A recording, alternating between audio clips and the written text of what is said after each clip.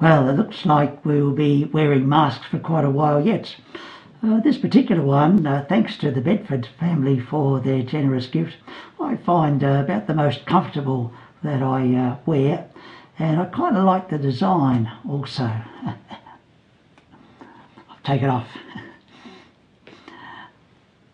To get serious, conflict resolution, confrontation, whatever word you would like to use, that's pretty much what the theme for today's readings are about. And whatever word you use for confrontation, it's difficult. There is a percentage of people in our society who get energised by it, but for most of us, I think we would prefer to avoid. And talking of avoidance reminds me of a Uniting Church minister who said to me, "Never let your church allow you to choose the readings for the weekend." I said, "Oh, why not?" And he said, "Because you would never choose some of the more difficult readings. You'd want what you want, not necessarily what God wants." There's a lesson in itself, isn't it? Anyway, the first reading and the gospel command us to look at issues. They're demanding and uncomfortable. However, they do remind us of at least one thing, and that is that confrontation, disagreement has been something that has been with us since we've been humans. I was further reminded of how uncomfortable at times I am with confrontation in listening to SBS News last week and listening to some of the impact statements of victims of the Christchurch massacre last year. I ended up turning off the television, in fact thinking, well, that's not doing anybody any good. And then on Sunday I read Jacqueline Maley's article in the Sunday Age. Jacqueline, I think middle name must be Wisdom. She pointed out the benefit of confrontation. She reminded us that far from being bitter and twisted, the victims turned out to be stronger, more loving people. Nevertheless, I do believe for most of us confrontation costs us.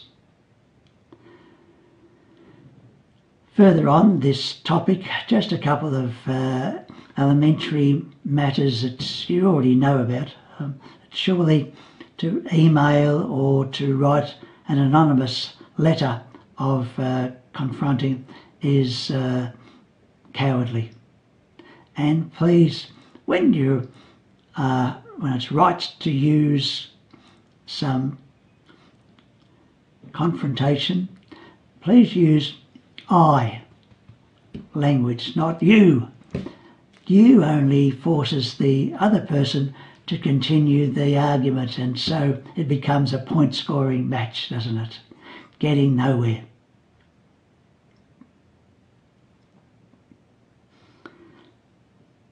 I'd like to move on to one other topic, and that is the topic of when we might return to Sunday Mass. Who knows when that might be? We're recording this before Sunday, and so maybe you have a better idea than I do. But whatever and whenever, we will return. And when we return, we need to be changed.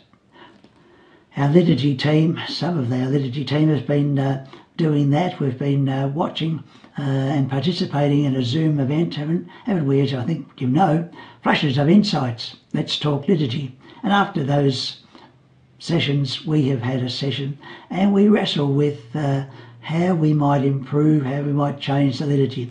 Why change? Well, for at least a couple of reasons. One, the COVID-19 will change us. We will not be the same sort of people. Secondly, our Mass as we have it at the moment does not resonate with 90% of Catholics. It's not good enough at the moment. Now there are some physical changes that we could make, but don't hassle too much. There can only be minor ones as far as I can see. I think the major changes will come about within ourselves. Just two suggestions for you to think about. One is that let us be aware of the impact that we have on one another, that Eucharist is about community participation. So let us come with gratitude in our hearts. How do we do that?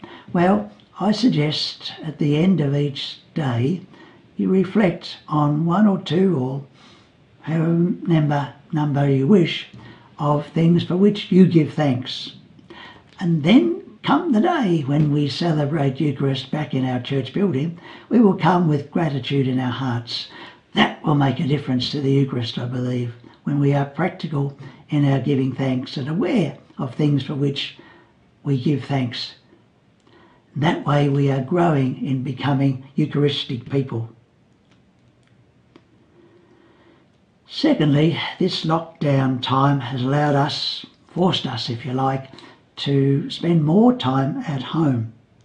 People have cooked more creatively. I've been a beneficiary of that on quite a few occasions, and thank you for that. We gather around the family table, the meal table. Even us singles do that. We gather around the meal table.